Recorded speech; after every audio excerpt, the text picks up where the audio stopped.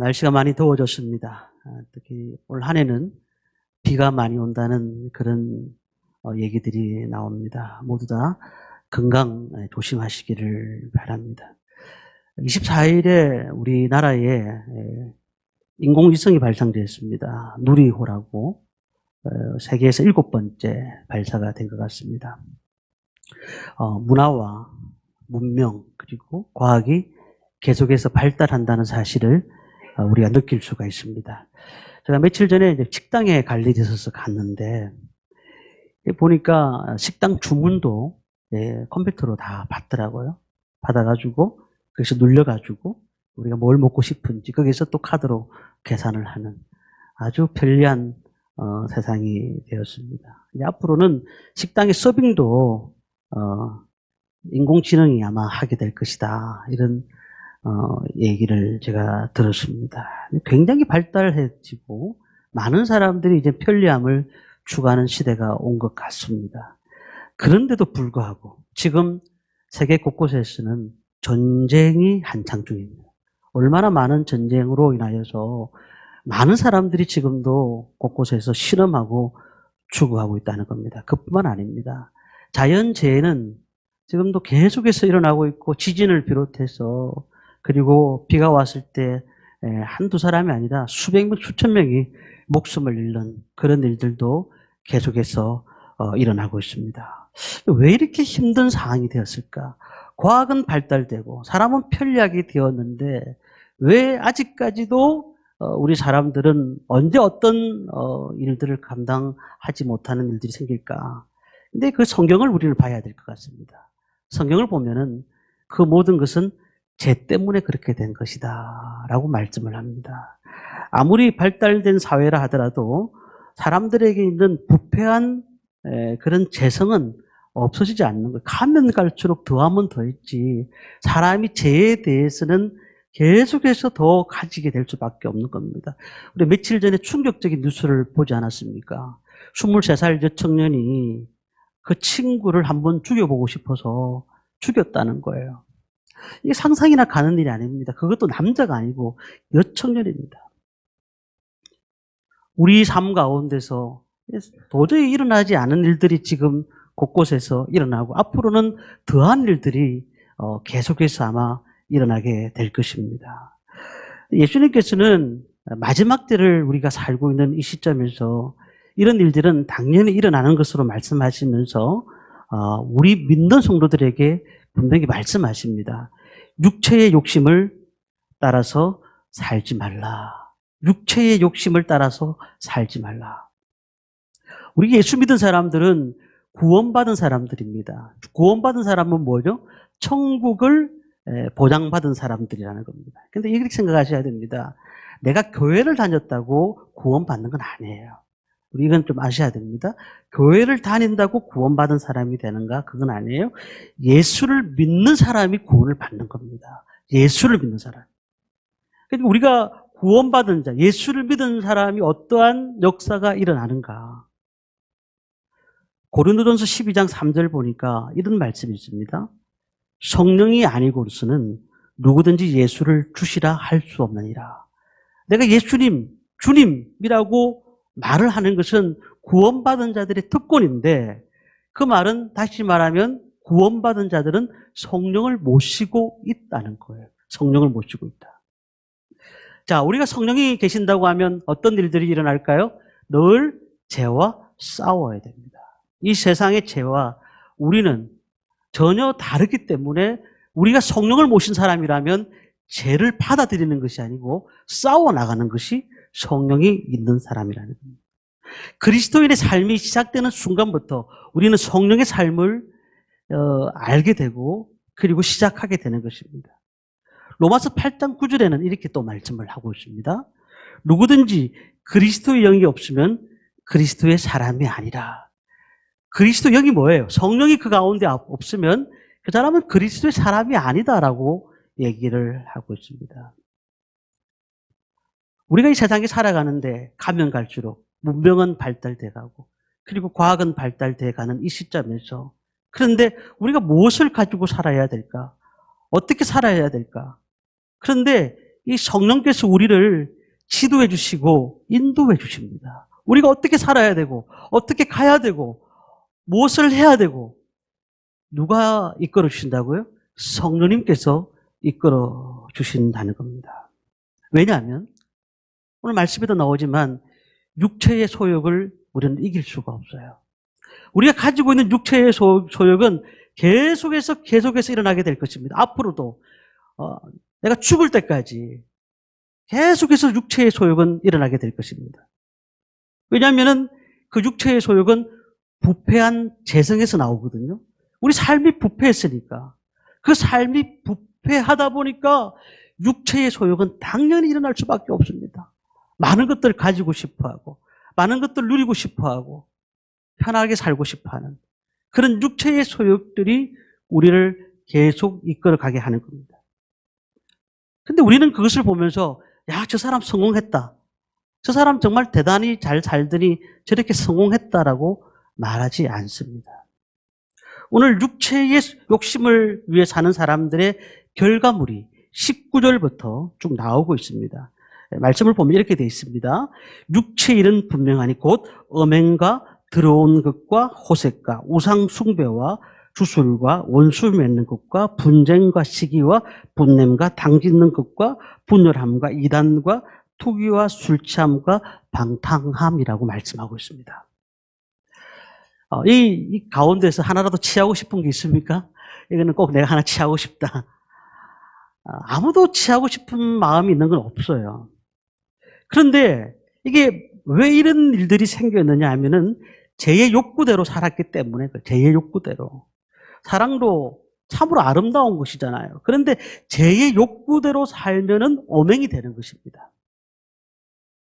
그러니까 우리가 예수 믿기 전의 삶을 보면서 이 모습은 예수 믿기 전의 삶은 그렇게 전보다는 믿고 난 뒤의 모습보다는 좀 더 가까이 올 수가 있습니다.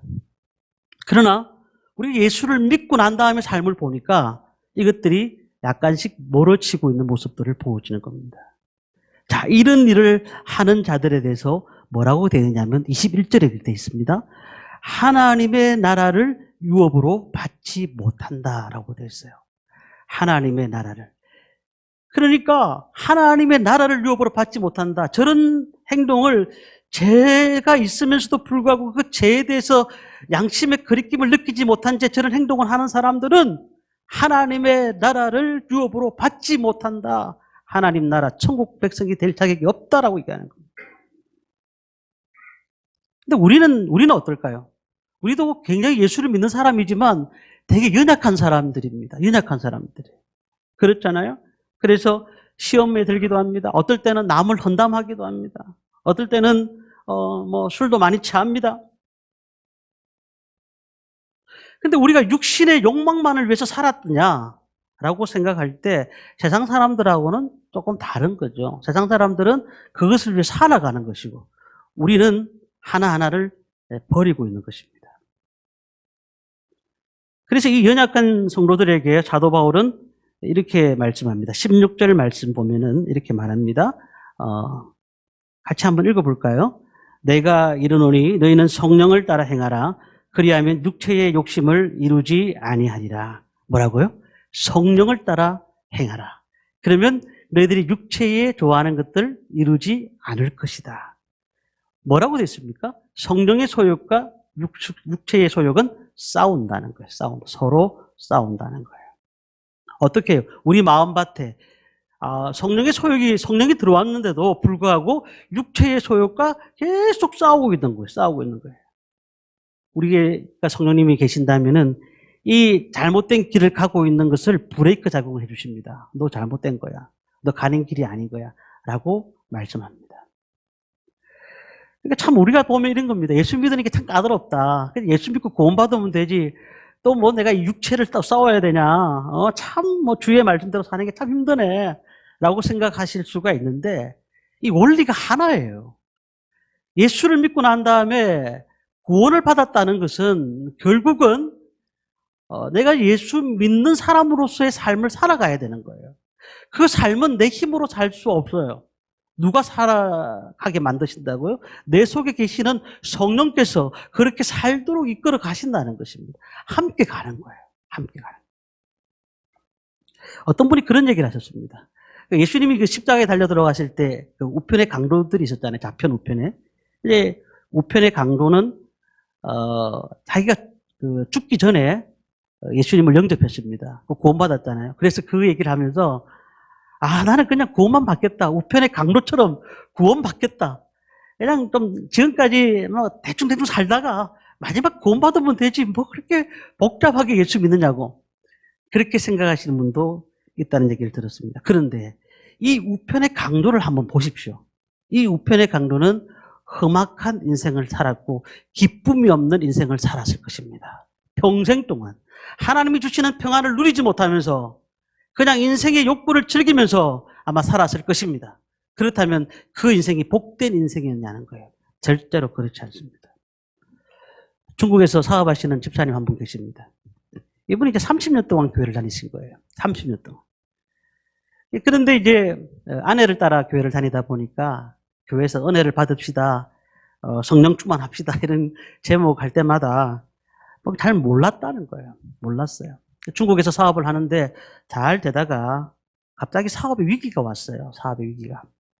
그런데 지푸라기라도 잡는 심정을 가지고 새벽 기도를 간 거예요. 새벽 기도를. 새벽 기도를 갔는데 그 말씀을 딱 듣는 순간 자신이 완전히 은혜를 받았어요. 나는 포도나무요 너희는 가지니 나를 떠나서는 너희가 아무것도 할 수 없습니다. 요한복음 15장 말씀이거든요. 야, 말씀이 들리기 시작하는 거예요. 새벽 기도에 딱 와가지고 지금까지는 그 주일날 말씀이 하나도 안 들렸는데 그런데 자기가 이렇게 힘든 상태니까 말씀이 새벽 기도에 들리더라는 거예요. 그리고 또 말씀이 들립니다. 그 다음날 갔더니 예수께서 깨어 바람을 꾸짖으시며 바다들어 이르되 잠잠하라 고요하라 하시니 바람이 그치고 아주 잔잔하여지더라. 마가복음 3장 49절 말씀. 그러니까 자기 사업의 실패로 인하여서 갑자기 비참함의 눈물들이 흐르더니 막 그냥 어쩔 바를 모르는 마음 가지고 뜨거운 마음에 들더라는 거예요. 그 자리에서 그냥 그 말씀에 부딪혀서 회개하기 시작하는 거예요. 눈물을 흘리고 있는 거예요. 우리가 성령을 따라 산다는 것이 뭘까요? 내 속에는 그냥 성령이 안 계시는 줄 알았더니 보니까 내 삶에 잘못 살았던 삶을 회개하는 그 순간 성령께서 함께 하시더라는 거예요. 자, 그렇다면 오늘 저는 세 가지를 말씀을 드리려고 합니다. 성령에 따라 산다는 게 무엇인가 살펴보려고 하는데요. 첫째로 성령에 따라 산다는 것은 성령이 우리 마음속에 들어오셔야 합니다. 성령이 우리 마음속에 들어오셔야 돼요. 그 말씀을 근거로 제가 말씀을 드립니다. 누가복음 11장 13절 말씀을 보겠습니다. 누가복음 11장 13절 말씀 보면 한번 같이 앞에 있는 영상을 한번 읽어보도록 하겠습니다. 너희가 악할지라도 좋은 것을 자식에게 줄 줄 알거든 하물며 너희 하나님께서 구하는 자에게 성령을 주시지 않겠느냐 하시니라.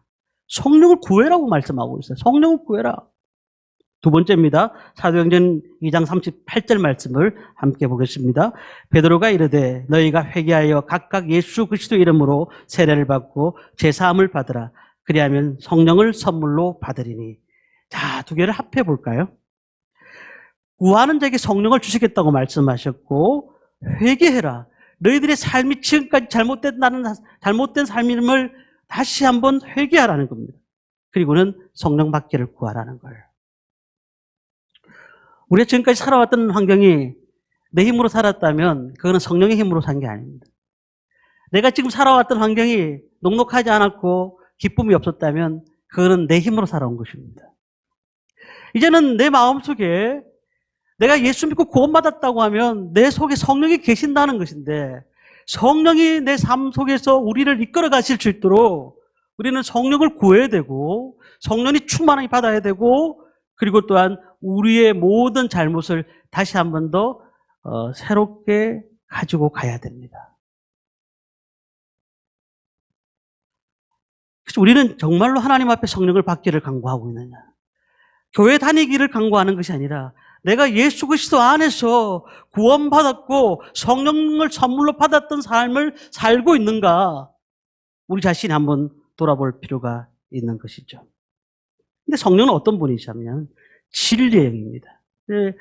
우리가 성령 받은 분들, 성령을 뜨겁게 역사하고 하나님께서 은혜를 주신 분들 많이 보게 됩니다. 사도행전 2장에 보면은 성령이 어떻게 역사를 하죠? 급하고 강한 바람같이 불의 혀처럼 갈라지면서 임했다고 하거든요. 근데 우리가 성령을 받는 사람들이 보면 그 제자들과 모든 그 120문 성도들이 그곳에서 성령을 기다리라 했을 때 성령을 받았습니다. 근데 어떤 분들은 그렇게 얘기합니다. 방언을 받아야 성령이 오신 것이다. 그리고 예언을 하고 통역을 하고 넘어지고 입신을 해야지 성령이 내 속에 오신 것이다. 라고 얘기하신 분도 있어요. 이게 이제 오순절 계통에, 순복음 계통에 성령이 그렇게 말씀합니다. 방언 받지 않으면 너는 구원의 확신이 없는 거다. 라고 얘기하는 분도 있어요. 그러나 우리가 정확하게 아셔야 됩니다. 그 당시에 사도행전 2장에 나왔던 그 성령의 역사는 성령 시대를 알리시는, 그 전까지는 예수님께서 모든 일들을 감당하셨고 그 앞에는 하나님의 사역을 감당하셨는데 이제는 성령 시대가 됐다는 거예요. 그래서 그것을 보여주기 위해서 성령 강림 때 굉장히 강한 역사를 주셨습니다. 지금도 그러면 그런 게 없느냐? 있습니다. 그러나 우리에게는 비둘기 같은 성령으로 우리의 마음들이 변화되고 우리의 삶이 변화되고 은혜를 받게 되면 우리가 다시 한번 주님 앞에 가야 되겠다는 생각이 들어지는 것은 성령이 우리 가운데 와 계신다는 것을 인정하는 것입니다. 그러니까 우리가 약속하신 대로 성령을 우리에게 보내주셨습니다. 그렇다면 이제 우리는 성령님을 체험하는, 은혜를 체험하는 삶을 가져야 됩니다. 갑자기 교회를 다니지 않았던 사람들이 교회를 딱 가는 순간, 찬송을 한 곡 딱 부르는 순간 마음에 눈물이 팍 나는 거예요. 왜 그럴까요? 내 속에 성령께서 이제 위로를 하시는 거예요. 전까지 내가 예수 없이 살았고 예수 없이 살았는데 이제 하나님 앞에 나왔더니 내 마음에 성령님이 나를 위로하시는 거예요. 성령님께서 우리 가운데서 늘 위로하시기를 원하고 우리를 가르쳐 주시기를 원하고 우리에게 늘 필요한 것들을 적절하게 공급해 주시기를 원한다는 거예요. 그래서 우리는 어떻게 해야 될까요? 성령을 받았으면 성령에 따라 살아야 됩니다. 성령에 따라. 자, 그런데 성령에 따라 산다는 게 뭘까? 요한복음 16장 13절 말씀입니다. 요한복음 16장 13절. 우리 한번 같이 읽어볼까요? 그러나 진리의 성령이 오시면 그가 너희를 모든 진리 가운데로 인도하시리니. 진리 가운데로 인도하신다. 우리 이 말을 잘 기억해야 됩니다.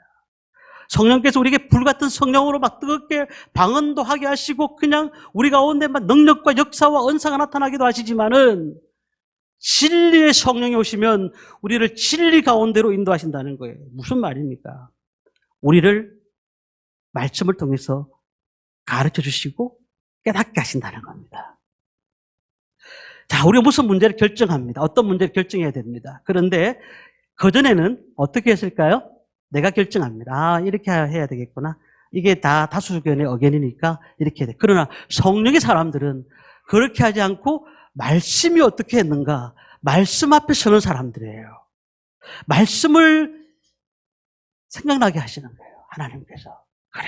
내가 이렇게 사는 것은 육신의 방법이지만 이게 내가 말씀을 따라 사는 사람이라고 하면 성령에 따라 사는 사람이라고 하면 이제 말씀을 봐야 되겠구나. 말씀에는 이 가운데 하나님이 뭐라고 말씀하신가를 듣는 사람들.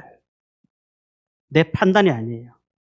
그러니까 우리가 그냥 전까지 모든 지혜와 우리가 가지고 있는 모든 것으로 그냥 다 동원해가지고 일을 하려고 하면은 잘 될 것처럼 보이지만 그러나 성령님이 인도하신다면 우리가 생각지 못하는 능력과 은혜와 환경을 받고 주신다는 것입니다.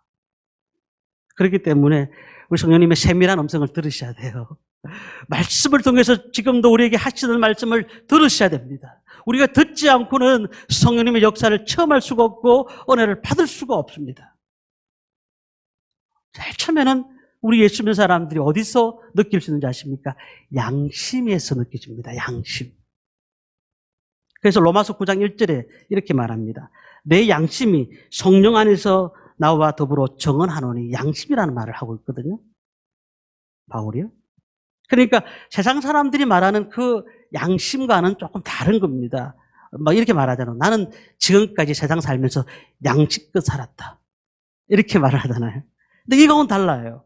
하나님 말씀을 통해서 양심이 먼저 꺼리낌이 없도록, 꺼리낌이 있는지를 이렇게 말씀하고 계시는 거예요. 근데 우리가 성령님의 음성을 듣는다.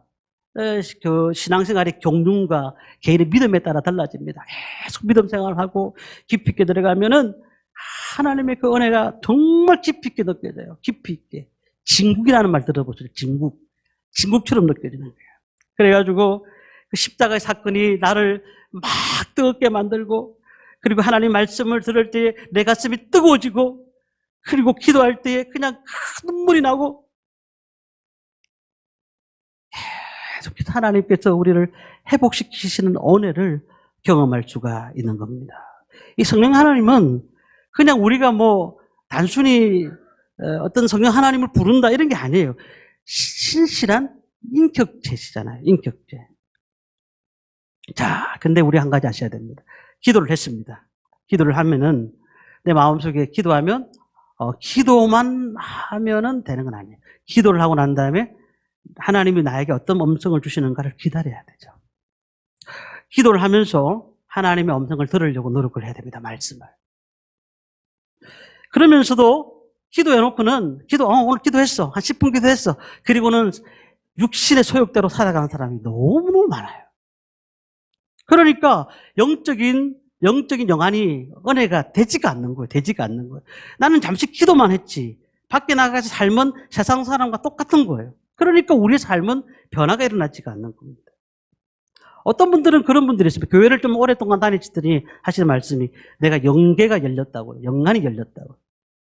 그래서 막 그냥 은사, 내 치료의 은사도 받았고, 이런 얘기를 하시더라고요. 물론 하나님께서 은사를 주십니다. 그런데 그것들에 대한 탐닉을 하는 것은 잘못된 거예요. 하나님 주시는 은사를 잘 관리하고 그것을 그리스도의 영광을 위해서 쓰는 것이지, 그것이 내가 뭔가 교회 오래 다녔던 표로 그것을 내놓는 것이 아니라는 겁니다. 오늘 우리는 어떻게 지금 이 땅을 살아오고 계십니까? 늘 주님의 말씀을 들으셔야 됩니다. 공부를 어떻게 해야 될까요? 또한 정말 우리는 거짓말 하지 말고 어떻게 살아야 될까요? 이 모든 것들이 하나님, 내가 이런 상황인데 어떡할까요? 그렇게 우리 마음속으로 기도하십시오. 기도하시면 성령님께서 그렇게 응답을 주세요. 응답을 주세요. 교회들마다 이제 단기 선교 가시는 분들이 많아요. 근데 저희들 단기 선교를 몇 번 갔다 왔는데, 단기 선교라는 게 이해가 안 되는 부분이에요. 왜 이해가 안 되느냐면, 시간 바쳐, 물질 바쳐, 거기 가가지고 그 아이들을 막 케어하고 도와주고 하는 것들이 참 너무 막 힘들잖아요. 돈은 돈대로 나가고. 그런데 놀라운 게 뭔지 아십니까? 갔다 온 후의 삶이에요. 저는 우리 청년들과 단기 선교를 가면서 부목사 때부터 단기 선교를 꾸준히 다녔는데, 갔다 오고 난 다음에 그 삶이 변하더라는 거예요. 돈을 단기 선교 가면 비행기 값까지 해가지고 100만 원은 들어가거든. 최소한 150 들어가잖아요. 그 돈을 쓰는 너무 아깝잖아요, 솔직히 말하면. 근데 그 돈을 투자했는데 불구하고 성령님께서는 우리에게 자꾸 말씀하시는 바가 있는 것을 깨닫게 되는 겁니다. 자, 마지막 한 가지는요. 자, 그렇다면 우리의 힘으로 성령을 따라 행할 수 있냐? 우리의 힘으로 행할 수가 있느냐? 우리 본성이 뭐라고 말씀드렸죠? 부패하다고 말씀드렸습니다. 우리는 부패합니다. 영국의 그 아주 3대 목사님들 3분이 동시대의 삶을 살았습니다. 서펄전 목사님, 캠벨 몰간 목사님, 마이어 목사님. 근데 서펄전 목사님은 잘 아는 목사님인데, 캠벨 몰간 목사님과 마이어 목사님이 계셨는데, 이 몰간 목사님이 미국에서 사역을 하셨습니다. 그러니까 이 마이어 목사님이 이 몰간 목사님을 위해서 맨날 기도한 겁니다. 중보 기도를 한 겁니다. 하나님, 저거 오셔서 미국에서 사역할 때 하나님 은혜를 주시고 역사하시고 능력 주시고. 그런데 이 몰간 목사님이 갑자기 미국에 사역을 마치고 영국으로 돌아왔는데, 그 영국의 마이어 목사님 옆에 있는 교회에 부임을 하게 된 거예요. 그다음부터 이 마이아 목사님이 솔직히 고백하는 겁니다. 내가 기도가 안 나오더라. 내 바로 옆에 교회 왔으니까 기도가 안 나오더라는 거예요. 힘들었다는 거예요. 우리가 성령님께서 말씀하셨습니다. 자, 네가 최선을 다해 주의를 감당해라 말씀했는데 우리 의지적인 결심 가지고는 할 수가 없어요. 그래서 우리는 성령을 계속해서 은혜를 받아야 되고 성령님이 주시는 능력으로 이것까지도 하나님 채워주십시오. 이것까지도 제가 내려놓겠습니다라는 의지적인 믿음을 하나님 앞에 드려야 되는 겁니다. 시간이 좀 갔지만은 우리 22절 말씀을 한번 잠깐 보겠습니다. 22절, 23절 말씀 같이 읽습니다. 오직 성령의 열매는 사랑과 희락과 화평과 오래 참음과 자비와 양성과 충성과 온유와 절제니 이 같은 것을 금지할 법이 없느니라. 자, 여기에 우리 성도님들 사랑과 희락과 화평, 오래 참음 다 하실 수 있습니까? 저는 우리 힘으로는 제가 볼 때는 하기 힘들다고 봐요. 그런데 또 놀라운 게 뭔지 아십니까? 이게요, 다 단수입니다. 성령의 열매는 하고 단수로 시작됐어요. 그러면 사랑이 있는 사람, 어떤 사람이 희락이 있는 사람, 화평이 있는 사람, 오래 참음이 있는 사람, 이거는 다 나는 오래 참음이 되는데 나는 자비는 안 돼. 이러면은 그게 기질이지 성령의 열매가 아니에요. 성령의 열매는 이 9가지 열매가 같이 함께 우리 삶을 변화시킵니다. 다시 말하면 그러면 나 사랑이 없는데요. 지금 우리는 생각해 봐야 됩니다. 작년보다 올해에 좀 더 사랑이 많으십니까? 작년보다 올해에 좀 더 하나님이 우리에게 화평을 주셨습니까? 그렇다면 우리는 성령의 사람으로서 계속해서 기도하는 사람인 거예요. 그러니 우리가 성령을 쫓아 행한다, 따라 행한다는 것은 무엇일까요? 우리의 삶으로는 할 수가 없지만 하나님의 은혜로 할 수가 있음을 고백하고 주님 앞에 모든 삶을 우리의 생각과 판단과 계획을 다 내려놓은 채 하나님 앞에 맡기는 겁니다. 맡길 때에 하나님의 역사를 맛보게 될 줄 믿습니다. 성령의 소욕을 따라 살면은 계속해서 하나님께서 우리 가운데 성령의 역사를, 은혜를 주시는 것입니다. 그러니까 비전과 꿈도 주시고 성령의 역사를 따라 살다 보니까 우리가 하지 못하는 은혜를 경험할 수가 있어요. 그런데 육체의 소욕을 따라 살다 보니까 신앙생활이 힘들어지는 거예요. 낙심되는 거예요. 가기 싫어지는 거예요. 예배가 힘들어지는 거예요. 말씀을 마치겠습니다. 우리 마음에 성령 계십니까? 우리는 성령님이 계십니다. 그렇다면 성령을 받았으면 성령을 따라 진리의 성령이신 하나님 말씀에 따라서 살아가야 됩니다. 그래서 이제는 우리는 어떻게 해야 될까? 성령을 따라 행할 수 있느냐? 우리는 무조건 우리가 계획하고 판단하는 것이 아니라 하나님 앞에 맡기는 마음을 가지고 성령을 따라 행하시기 바랍니다. 그럴 때에 이 약한 시대에서 세상의 육체의 소욕은 다 무너지게 되고 성령의 소욕이 우리 가운데 뜨겁게 됨으로써 예배가 새롭게 되어지고 찬양이 새롭게 되어지고 말씀이 새롭게 되어지고 하루하루의 삶과 가정의 삶들이 또한 우리의 환경의 삶들이 놀라운 하나님의 역사가 일어나게 될 줄 믿습니다. 그렇게 사는 저와 성도님 되시기를 주님의 이름으로 축원합니다.